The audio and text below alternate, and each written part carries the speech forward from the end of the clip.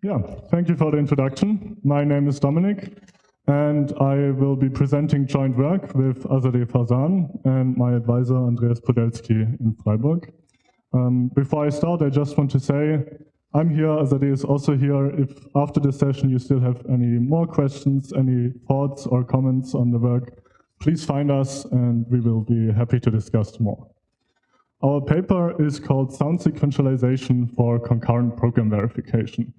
So what that means is we want to analyze a concurrent program, and to do that we first transform it into a sequential program, apply some analysis algorithm for sequential programs. And since we want to verify correctness, we are interested in sound sequentialization. That means if we prove that the sequentialized program is correct, we should be able to conclude that the original concurrent program is also correct. And in this talk, I will outline a verification algorithm based on sound sequentialization. I will mostly focus on the sequentialization aspect. The remaining verification algorithm is quite standard.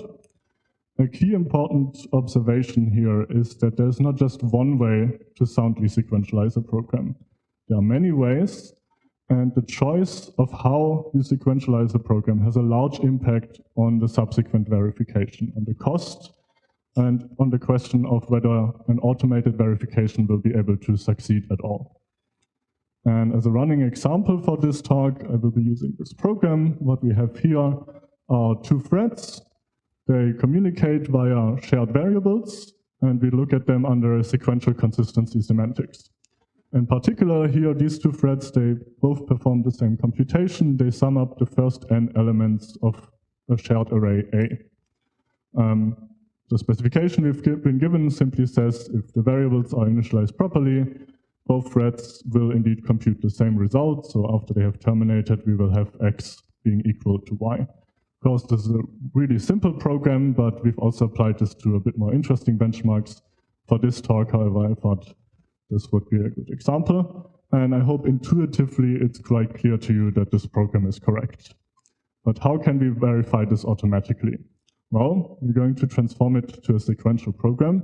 And the most straightforward way to do it is to allow context switches at every point and look at all interleavings. And then we get what I will call the naive sequentialization. If you draw the control flow graph of that, it looks something like this.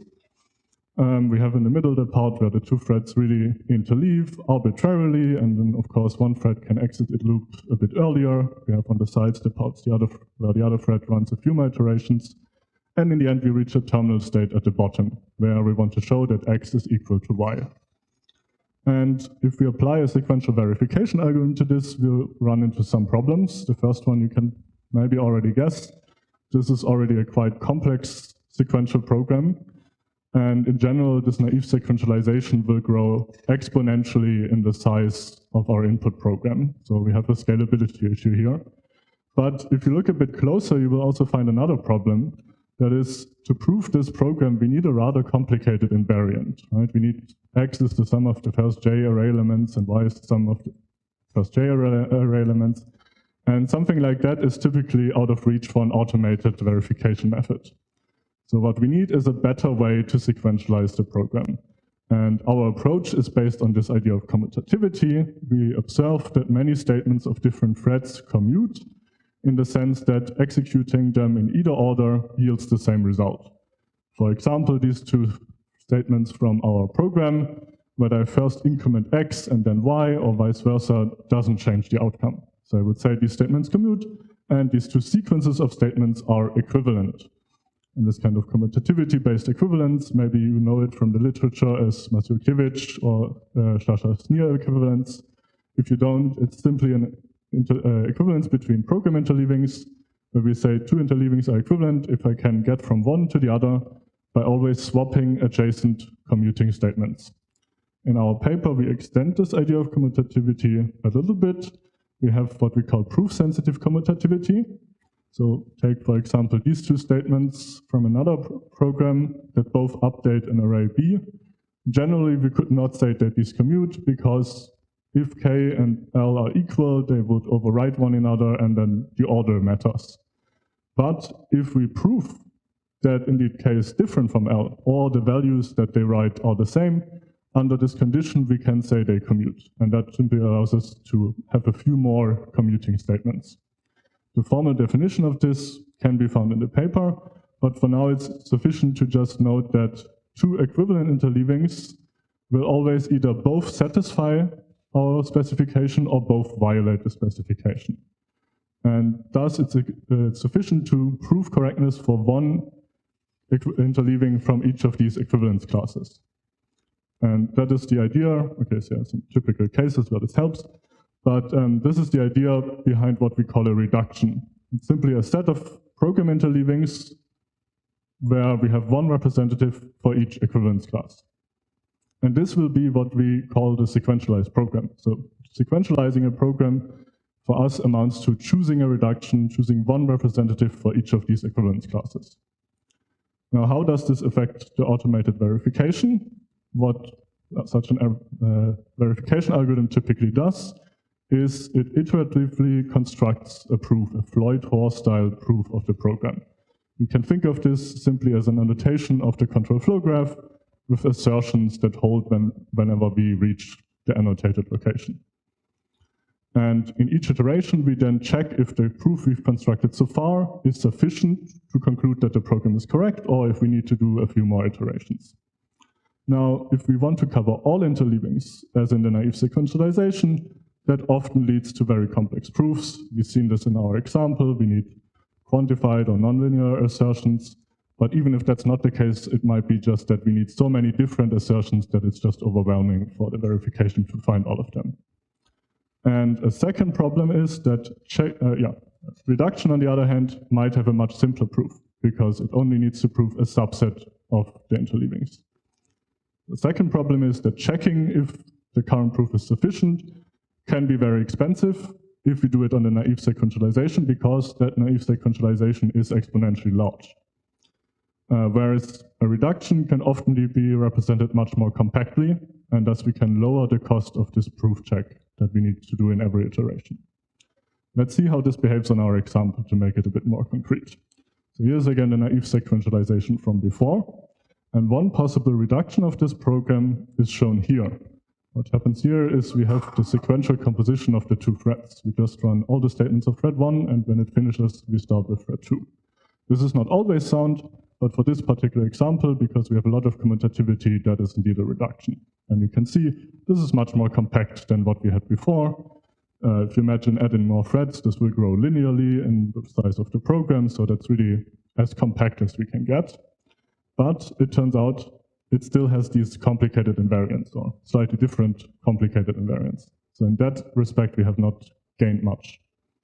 So let's look at an alternative reduction, which is shown here. What we do here is we try to really switch to a different thread after every step. And this is not as compactly represented as what we had before. It's a bit larger, the control flow graph. But it turns out this program has really simple invariants. In fact, our post condition x equals y is an invariant, and we just need some information on the loop counters to make it inductive. And what we see here is there is a trade-off, right? The reduction with the most compact representation is not always the one that has the simplest proof. So for the verification, it's really important that we choose the right reduction. In our paper, we propose to characterize this choice of the reduction through what we call preference orders. These are simply partial orders on the program interleavings from the most preferred to the least preferred interleaving. And this gives us the reduction by simply taking from each equivalence class only the most preferred interleaving as its representative. So formally, the set of all the minimal elements of all the equivalence classes. The advantage of these preference orders is that they allow us to express this preference of what kind of interleavings we would like to have, independently of what commutativity exists in the program. And we can even, to a degree, make it independent of the program by applying the same kind of order to different programs. Through this characterization, choosing a reduction now simply boils down to choosing one of these preference orders and then working with whatever commutativity exists in the program. Now, here, this is a bit mathematically nice, but it's an infinite set of interleavings. We want to apply an algorithm to this, so we need to make it effective. And to that end, we focus on a particular class of preference orders, what we call positional lexicographic preference orders. As the name suggests, these are lexicographic orderings, so they compare interleavings based on an underlying order on the components, the statements in these interleavings. And positional refers to the fact that this underlying order on the statements may differ depending on the program location. The second aspect is simply to give us a slightly richer class of preference orders while still being constrained enough to be algorithmically treatable. And in fact, the second reduction we saw in our example, the one with simple proofs, really needs this positional aspect. And it turns out that for this class of preference orders, the reductions induced by them can really be implemented. And we use algorithms from the partial order reduction literature to achieve that. So specifically, we want to algorithmically construct a representation of these reductions. And the first important result for that is the reductions for these kinds of preference orders indeed have finite representations. We can represent them as control flow graphs, as we have seen. And the partial order reduction technique that we can use to achieve this, if you've heard of it, is the sweep set technique. This is enough to guarantee to us that our reduction will have no redundant interleavings. So each equivalence class really has exactly one representative and not more. That's a good property to have because it means our proofs do not need to be unnecessarily complex just for redundant interleavings. But the representation we get with the sleep seg technique is still exponentially large. So we need a bit more to make this proof check efficient. And to that end, to get a more compact representation, we combine it with what we call weakly persistent membranes. This is an adaptation of the persistent set technique from the partial order reduction literature. With these two techniques together, we can prove, and we have proven in our paper, that in the best case, we can get a linear sized representation of our reduction, which is as good as we can get. However, this best case really depends on two factors, on the commutativity and the preference order. So if we do not have much commutativity, there's not much potential to reduce. We have, in the worst case, the naive sequentialization. But even if we have as much commutativity as we could get, for certain programs and preference orders, the best possible representation is still exponentially large. So this underscores the point that choosing the right preference orders is really important in this case for the efficiency of this proof check we do. Okay, in the paper you can find then a few more technical details. We show how these techniques can be implemented as modular operations on finite automata, give an algorithm to compute the weakly persistent membranes needed for that, and combine this into a proof checking algorithm. We then integrate this into a standard verification algorithm, particularly trace abstraction. And this integration is done in such a way that we can take advantage of the proof-sensitive commutativity I mentioned earlier. This has been implemented in a software model checker called Ultimate Gem Cutter, and we have evaluated it on two sets of benchmarks. Benchmarks from the software verification competition and from the Vivo tool, a tool with a similar approach. What you can see in these two quantile plots here is that Gem Cutter in orange requires significantly less time and memory to verify programs than our baseline Automizer. Automizer has the same verification algorithm, but on the naive sequentialization. And indeed, we can see that we even verify 50 more programs where Automizer was unable to verify them at all. And we do this in about half the time, 27% of the memory, and we need only about 64% of the number of steps until we find a sufficient proof. The memory here is mostly important as an indicator of the size of the computed reduction and also the size of the proof that we need. Yeah, and so to summarize, we have presented a verification algorithm that's based on sound sequentialization, and it is parametrized in a preference order, which allows us to theoretically analyze and also empirically evaluate the impact on of the chosen preference order on the verification. And our evaluation also includes a comparison of different preference orders to this end, right? The key insight is that there is a trade-off between the impact on finding simple proofs and the impact on checking the proofs efficiently. But if we don't find a sufficient proof, there's not much use in checking it efficiently, so the impact on finding proofs outweighs the impact on the check. And with that, I've reached the end of my talk, and I would be happy to answer your questions. Maybe you could say a bit more about this sort of selection and preference order question. Is this something where, I wasn't completely clear, maybe you said it, is it something where you sort of, there's kind of one preference order you apply to all of these examples, or is that something where you have to, as part of the proof, you have to come in and say, okay, well, this is how I'm going to sort of select this preference order? So what we did for our evaluation is we had just a selection of 5 preference orders. The 2 we've seen in our example and just 3 random ones. And we had here a portfolio approach where we just ran all of them and picked the fastest. In general, for a given program to pick the best preference order is an open problem. There is some prior work that really verifies programs in the sense that it really checks if there exists any such order or any within a class. But that has then certain scalability issues as well. And what we want to look into a bit more is, in the future, is if we can sort of heuristically take a program, look at it, and guess a probably good preference order that will be helpful.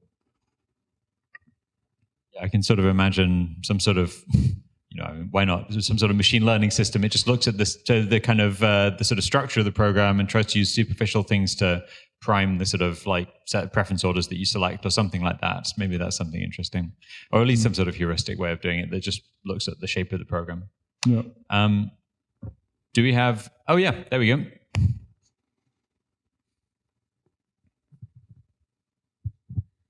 Thanks for your talk. Very interesting work. What kind of correctness theorem do you have with respect to the reduction of sequentialization that you use? Can you prove only input-output properties, or does it apply also to, for example, by simulations or things where you have intermediate assertions? So we have the correctness. We look at safety properties, and in our implementation, we check programs that contain assert statements at arbitrary points, and we check that correctness with respect to these assert statements holds. And the theorem states that if it holds for the concurrent program, then it also holds for the reduction and vice versa. Awesome. Well, let's thank the speaker again. Okay.